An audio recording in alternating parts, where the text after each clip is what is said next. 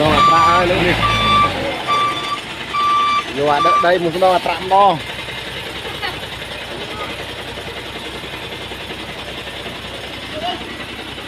trạm chưa bên bên ổi đo đo lên đi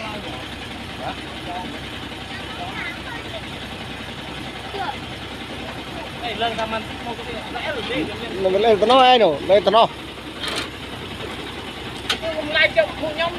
anh lai chụp mua ai bạ tạo chụp nè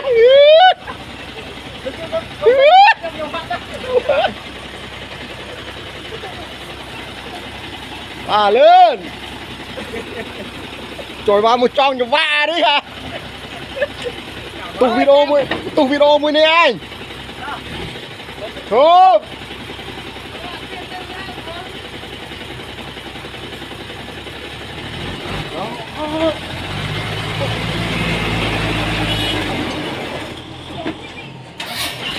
rồi thôi mà chớp anh đi đi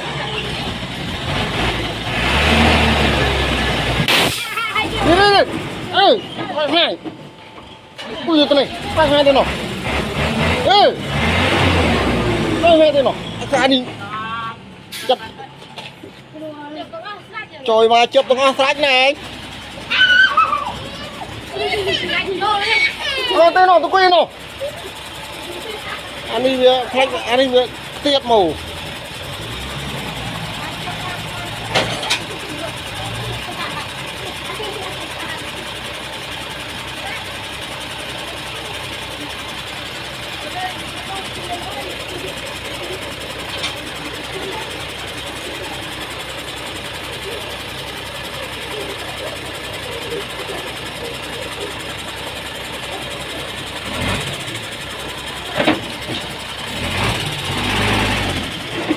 để tao đuôi te đi rồi chụp tàn đi anh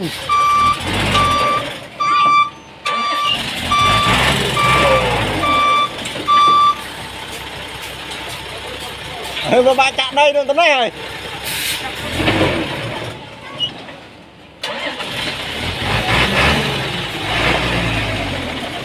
về lại luôn để mèo chạm liền mà cao cho thân